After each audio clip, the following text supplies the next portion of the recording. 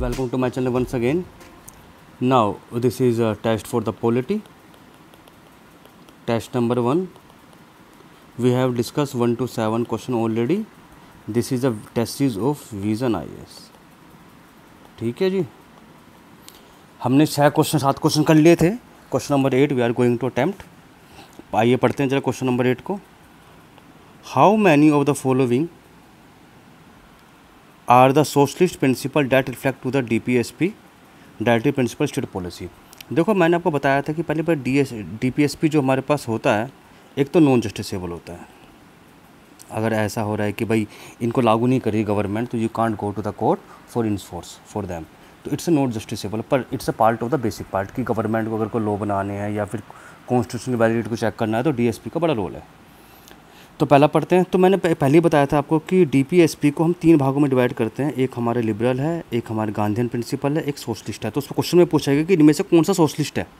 आई बात समझ में. लीगल एड टू द ये पुअर, गरीबों को फ्री लीगल एड प्रोवाइड कराना, ये है हमारे पास. पहले बात तो कौन सा आर्टिकल है, पहले ये है आर्टिकल 38. तो ये हमारे पास कौन सा है, सोशलिस्ट है ना हमारे पास ये, तो ठीक है.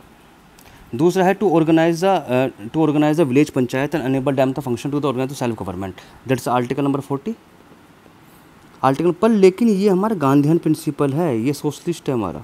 तो पहले ठीक है. To make the provision for the just and human condition for work and maternity relief. तो मैटरनिटी रिलीफ वाला जो हमारे पास आर्टिकल है, ये आर्टिकल नंबर 42 होता है, पता ही है आपको.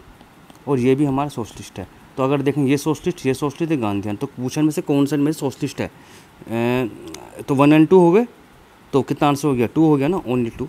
तो आंसर भी आ गया इसका. ठीक है. जो हमारे पास पंचायत राज में, जो हमारे पास ऑर्गेनाइज टू पंचायत राज है, गांधीयन प्रिंसिपल के अंदर में आता है, और आर्टिकल नंबर 40 है. चलिए जी, क्वेश्चन नंबर करते हैं 9. How many of the following directive principle was added to the 42 amendment constitution act 1976. देखो ये क्वेश्चन बहुत इंपॉर्टेंट है.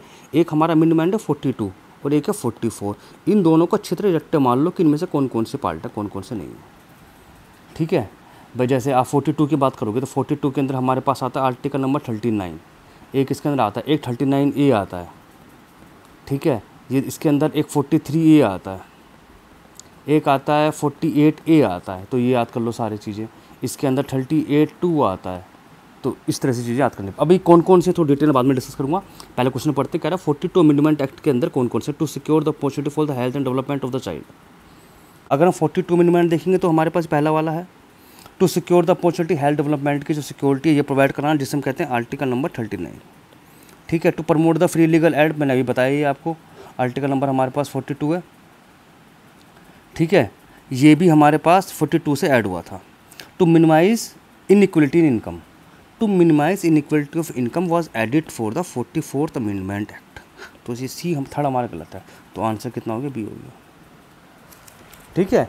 तो मैं ये कह रहा था कि आपसे जो इनइक्वलिटी इन इनकम में जो DPSP का पार्ट है, जो अमेंडमेंट हुआ था, ये 42 अमेंडमेंट से ना होकर 44 अमेंडमेंट से हुआ था. ठीक है जी, आगे बढ़े. चलो क्वेश्चन नंबर 10 देखो. ये क्वेश्चन तो सिंपल ही है, कोई बड़ी बात इसके अंदर है ही नहीं.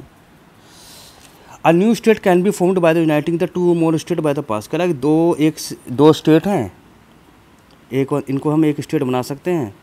वो किसके थ्रू होता है, या फिर सिंपल सी बात कहें कि न्यू स्टेट बने हम, या किसी पार्ट को हम किसी स्टेट से अलग करके नया स्टेट बनाएं, या उसके एरिया को इंक्रीज़ करें, या इसके एरिया को कम करें, ये अल्टर द बाउंड्री करें, ये स्टेट का नाम चेंज करें. ये सारा जो पार्ट है ये आर्टिकल नंबर 3 में आता है.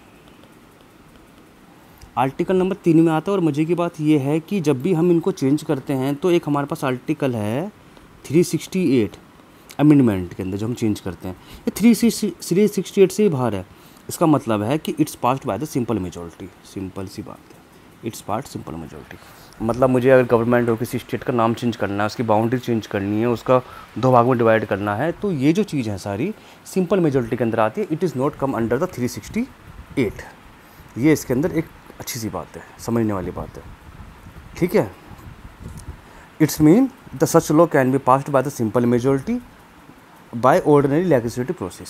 सिंपल सी बात है, लेजिस्लेटिव प्रोसेस से पास हो जाता है. ओके, समझ में आपको आ गया. बिल्कुल छोटी सी बात है. और दूसरी बात यह है कि जो आर्टिकल नंबर 3 है हमारे पास, are not be considered as amendment of the constitution. हमसे ये नहीं मानते कि कॉन्स्टिट्यूशन अमेंडमेंट हुआ है. आर्टिकल नंबर 368 जो हमारे पास होता है कॉन्स्टिट्यूशन अमेंडमेंट, हम मानते ही नहीं कि हुआ है, तो हमारे पास हो गया क्वेश्चन नंबर 10। चलिए क्वेश्चन नंबर 11 में बात करो। वैसे क्वेश्चन नंबर 11 मैंने देखा था, ये पहले भी आप पेपर में आ चुका है यूपीएससी के अंदर। Himalaya wolf was recently in the news, recently in the news अगर आप देखोगे, कह रहा है हिमालय वुल्फ के बारे में बात करते हैं तो it is only species found in the India, गलत है, नेपाल में पाया जाता है ये भाई, नेपाल में मिल जाता है, तिब्बतन में मिल जाता है, तो ये गलत हो गया। It is a naturally found in trans Himalaya region, trans Himalaya region में तो है ही है, साथ में जो हमारी बेल्ट है वाली पूरी सिक्किम वाली, वहाँ भी मिलता है, सिक्किम की जो बेल्ट है वहाँ भी ये मिलता है, तो ये भी गलत होगी। कह रहा ओनली लिखा है ना, जहाँ पर ओनली है ना समझ लो 90% क्वेश्चन गलत ही है। It is categorised as a endangered international union on the red list threaten, नहीं इंडेंजर्ड नहीं है, वर्नेलेबल है, ये वर्नेलेबल कैटेगरी के अंदर आ रहा है, तो ये भी गलत, तो आंसर हो गया हमारा डी। अब जैसे ये क्वेश्चन है सीधा सीधा प्योर याद करने का है, ये कहाँ से मिलेगा क्वेश्चन आपको, मैं आपको समझा रहा हूँ कहाँ से मिलेगा। देखो ये क्वेश्चन मैं ऑलरेडी मेरे पास नोट्स में है, ठीक है, और ये क्वेश्चन ऑलरेडी आया भी हुआ है, तो आपको पता होना चाहिए ना, मैं वही आपसे कह रहा था कि क्वेश्चन आपको पता होने चाहिए क्या पढ़ना है। स्टैटिक क्वेश्चंस जितने आप कर सकते हो लगाओ, ठीक है। चलो आओ भेजूँगा आपको नोट्स में। क्वेश्चन नंबर 12, क्वेश्चन नंबर या 12 पे चलो बात करते हैं। Consider the following statement about the CBI, CBI से रिलेटेड बात करते हैं। It's drives its power from the Delhi special police stabilise act 1946, सही है गलत है? बिल्कुल सही है, 1946 से ही ऐड करते हैं। अच्छा सीबीआई कब बनी थी हमारे पास? सीबीआई हमारे पास एक रिजोल्यूशन पास हुआ था हमारे पास 1963 के अंदर, 1963 के अंदर। चलो ठीक है, पहला तो बात हमारे पास हो गया। It is function under the prime minister office, अरे नहीं प्राइम मिनिस्टर ऑफिस में का थोड़ी काम करता है, ये करता है हमारे पास department of personnel ministry and pension, जो मिनिस्ट्री होती है हमारे पास उसमें काम करता है, तो ये हमारा गलत हो गया। It is investigate the crimes of corruption and economical offence, ये सही है। अच्छा एक चीज़ वो बता दो कि ना सीबीआई को जो बनी थी हमारे पास, on which recommended CBI is stabilized, तो नाम है उसका याद कर लो, संथनामा कमेटी, संथनामा कमेटी के ऊपर बनी थी 1962 से 1964 के बीच में जो बनी थी। तो सिंपल सी बात है, सीबीआई जो हमारे पास होता है इट वो setup in 1963 by the resolution. It's work under the department of DPMP PPG, ये बनाते हैं, इसका डिपार्टमेंट नाम है DPMPPPG, काम करते हैं डिपार्टमेंट जो हमारे पास ये ministry of personnel and pension प्रिविलेंसीज है उसमें अंडर में। तो और दूसरी बात है it's investigate the crimes of the corruption and economic offence, तो ठीक है सिंपल सा है, क्वेश्चन ज़्यादा मुश्किल नहीं। नंबर 13 पे काम बात करते हैं। In the context of the Akash NG missile the consider the following statement, ठीक है। आकाश NG का मतलब हमारे पास क्या, न्यू जनरेशन, तो पहले हमारे पास आकाश होती थी, बाद में हमारे पास आकाश न्यू NG आ गई, दोनों ही सरफेस टू एयर मिसाइल है, पहली बात हमारे पास सही है। इसमें हमारे पास होता था रैमजेट इंजन, जबकि इसके अंदर होता है हमारे पास सॉलिड फ्यूल प्रोपेलेंट, तो it is equipped with the ramjet engine, गलत है, क्योंकि रैमजेट इंजन तो पहले वाले में था, NG में थोड़ी था, ठीक है। देखो अगर रेंज की बात करो तो ये 20 किलोमीटर तक चली जाती है, जबकि ये 25 किलोमीटर तक चली जाती है। इसका वेट हमारे पास 700 kg था, इसका हमारा 350 kg है, तो ये थोड़ा सा डिफरेंस है, इसे याद कर लेना। आगे बढ़ते हैं। It is design develop by the DRDO, DRDO के साथ में से भारत इलेक्ट्रॉनिक्स लिमिटेड ने भी बनाया, तो ये गलत हो गया। The missile system we can launch by the stationary and mobile, ये सही है हमारे पास, तो उसका आंसर हुआ ओनली बी। तो अगर हम देखें भाई आकाश NG जो है हमारे पास, आकाश NG हमारे पास न्यू जनरेशन मिसाइल है, नो डाउट आकाश से बेटर है काफ़ी है भाई। आकाश की अगर आप किलोग्राम देखोगे तो आकाश जो पहले था हमारे पास 700 किलोग्राम था, जबकि ये हमारे पास 350 किलोग्राम है। आकाश की जो मैक्सिमम हाइट थी चढ़ने की वो हमारे पास 20 किलोमीटर थी, जबकि 25 किलोमीटर है। Akash use the ramjet engine but it's use the solid rocket propellant, ठीक है। चलो ये इसके अंदर बात हो गई। और दूसरी बात है कि जो आकाश NG को भारत इलेक्ट्रॉनिक्स प्लस और DRDO ने मिलकर बनाया है, और दोनों ही ये सरफेस टू एयर हैं, और दोनों ही ये स्टेशनरी एंड मोबाइल प्लेटफॉर्म पे काम करती है, ठीक है। चलते चलो आगे बढ़ते हैं, क्वेश्चन नंबर 14 की बात करते हैं। जब आप क्वेश्चन नंबर 14 की जब देखोगे, consider the following statement, state disaster management authority, NITI Aayog national disaster management. देखो नेशनल डिजास्टर मैनेजमेंट तो हमारे पास था नेशनल, देखो डिजास्टर मैनेजमेंट एक्ट हमारा 2005 है, ठीक है। तो डिजास्टर मैनेजमेंट एक्ट हमारा सेंट्रल लेवल पे होता है, एक हमारा स्टेट लेवल पे होता है। तो सेंट्रल लेवल पे जो हेड होता है वो होता है पीएम, और इसके लेवल पे होता है वो होता है सीएम। तो state disaster management authority CM, सही बात है। नीति आयोग का जो हेड होता है पीएम होता है, ये भी बिल्कुल सही है। डिजास्टर मैनेजमेंट का हेड बताने कौन होता है, पीएम होता है, ये गलत है। होम मिनिस्टर नहीं होता, पीएम होता है। तो 1 और 2 हो गए, ओनली 2 बी आंसर इसका, ठीक है जी, ओनली 2 है आंसर। तो बस एक तुम्हें याद करने वाली बात है कि डिजास्टर मैनेजमेंट एक्ट जो है 2005 में लॉन्च हुआ था, जिसने क्या किया था, they create the separate management at the state level and central level. At state level CM is headed, at central level the PM is headed.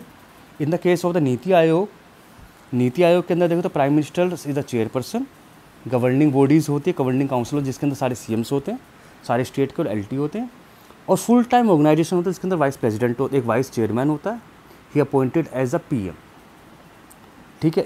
एक मेंबर्स होते हैं जो रैंक ऑफ मिनिस्ट्री दी जाती है, पार्ट टाइम मेंबर होते हैं, दो हमारे पास ऐसे तो जो हमारे पास रिसर्च यूनिवर्सिटी से होते हैं, और 4 हमारे मेंबर यूनियन काउंसिल मिनिस्टर से होते हैं, एंड ही कैन, और अलग भी होता है सीईओ जो अपॉइंट करता है पीएम, ठीक है जी। क्वेश्चन नंबर 15 की तरफ बात करते हैं। क्वेश्चन नंबर 15 थोड़ा सा टिपिकल है और बहुत सारे टॉपिक हैं इसके अंदर। आइए क्वेश्चन नंबर 15 करते हैं। How much of the following supreme court case related to the dispute conflict between the fundamental rights and DPSP. तो कह रहा फंडामेंटल राइट्स और डीपीएसपी से रिलेटेड जो केसेस हैं वो बताओ। आईआर चौलिक केसेस, आईआर केस के अंदर हमारे पास क्या था, it was related to the 9th schedule, it was only for purpose insulting the 9th schedule into judgement of the supreme court, that's why it's out of the fundamental rights and DSP, ठीक है। ये तो हमारे पास अलग ही हो गया क्योंकि 9th schedule से रिलेटेड है। गोरखनाथ केस के अंदर हमारे पास क्या हुआ था, 1976 है, fundamental can not amend for implementing DSP, ये याद कर लो आप। क्या कहता है, हिंदी में सुनो, फंडामेंटल राइट्स को आप चेंज नहीं कर सकते अगर तुम्हें डीपीएसपी लागू करना है, ये कहा था गोरखनाथ केस के अंदर। आई बात समझ में? तो ये से रिलेटेड हो गया। अच्छा 4th केस में सुनो आप, मिनर्वा मिल्स केस में क्या हुआ था, मिनर्वा मिल्स केस में क्या होता, फंडामेंटल राइट्स को आप चेंज कर सकते हो डीपीएसपी को लागू करने के लिए, but not change basic parts of the constitution. आई बात समझ में?